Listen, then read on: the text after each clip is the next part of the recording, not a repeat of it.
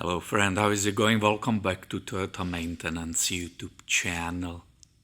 You are looking with me at 2007 Toyota Corolla S with approximately 150,000 miles on the odometer.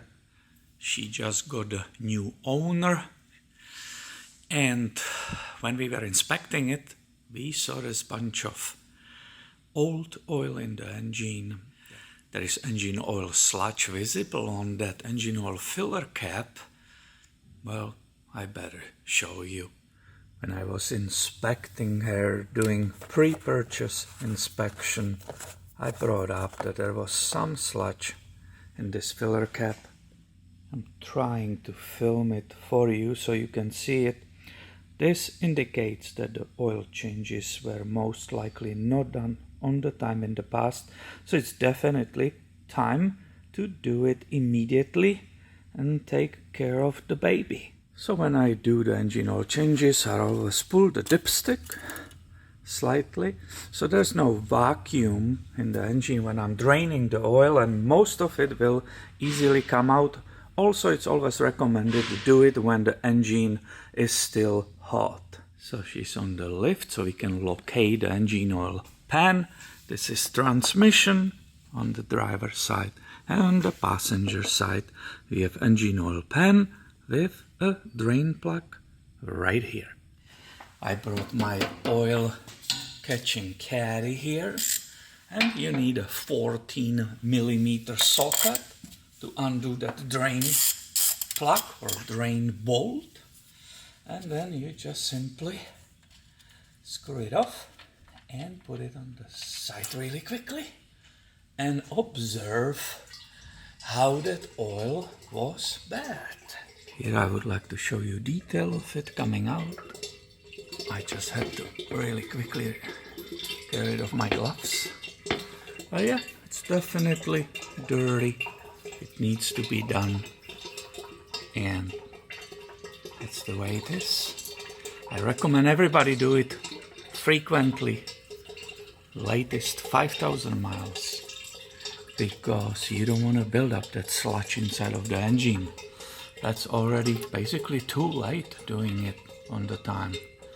I changed the lighting, so here is still that engine oil dripping out, but there is also engine oil filter, which is located right here. You can look through here maybe. It's right there, and they are so close to each other that I can continue without waiting for this to stop. So let's go and undo this engine oil filter.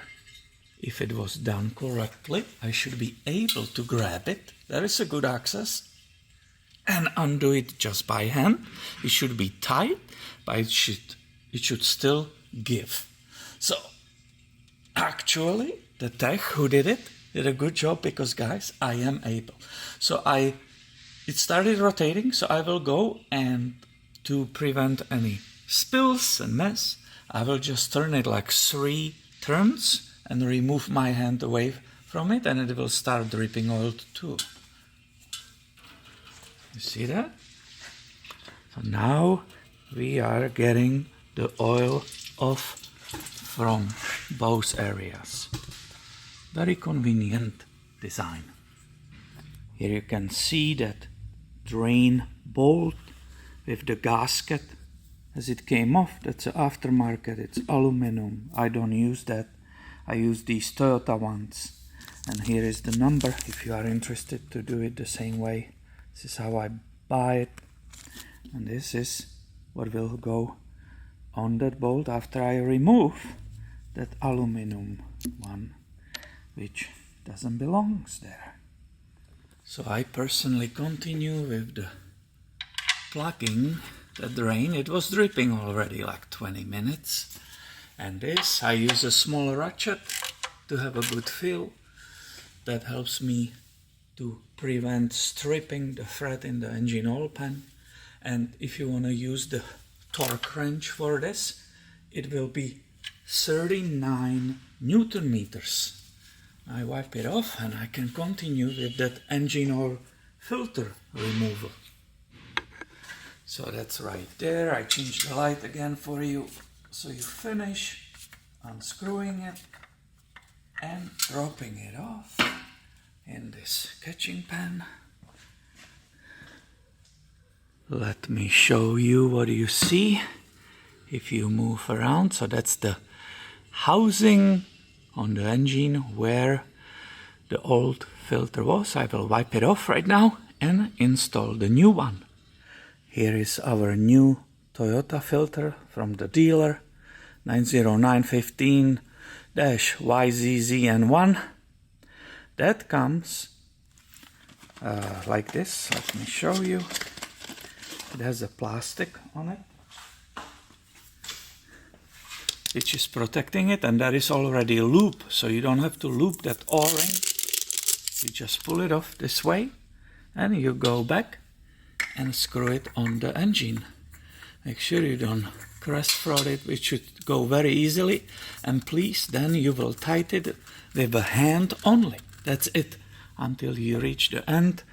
I guarantee you it will not fall off. That's how it's designed, and it will perfectly be there, not leaking, and it will be just right. So here we are back in the engine bay. We can grab this cap again, and it nicely tells us, nobody needs to remember it, that it takes 5W30 engine oil. I don't want to spill any oil, so I'm using this screw-on Toyota funnel, which is reviewed on this channel if you want to purchase it. I guess it came from Amazon, I believe.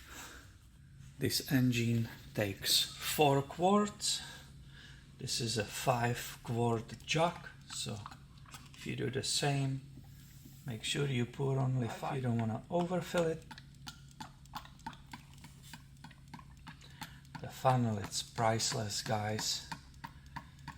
Definitely one of the best affordable purchases for everyday life. I can go ahead and unscrew that.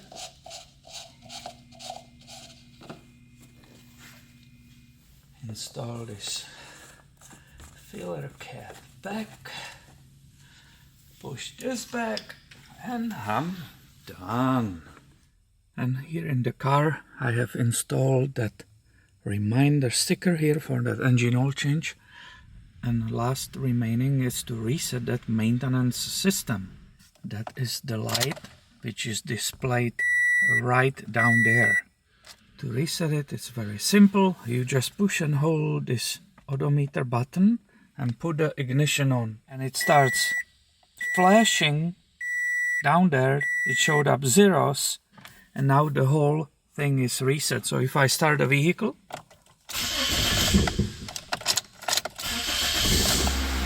there is a problem with MUF sensor, that's why I didn't start it. So the maintenance went off, and I also don't have warning for that engine oil pressure. As you can see, check engine is on because the malfunction with the MUF. And that basically finishes that entire engine oil and filter change.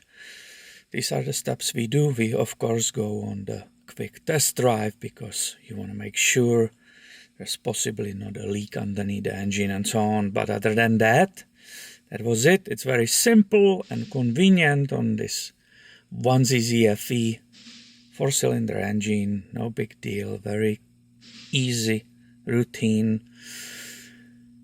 Everybody should be able to do it themselves, don't you think? And I will actually go ahead and film for you the video about this MUF sensor and the whole story about it. Probably it will be called How to Not Clean Mass Airflow Sensor.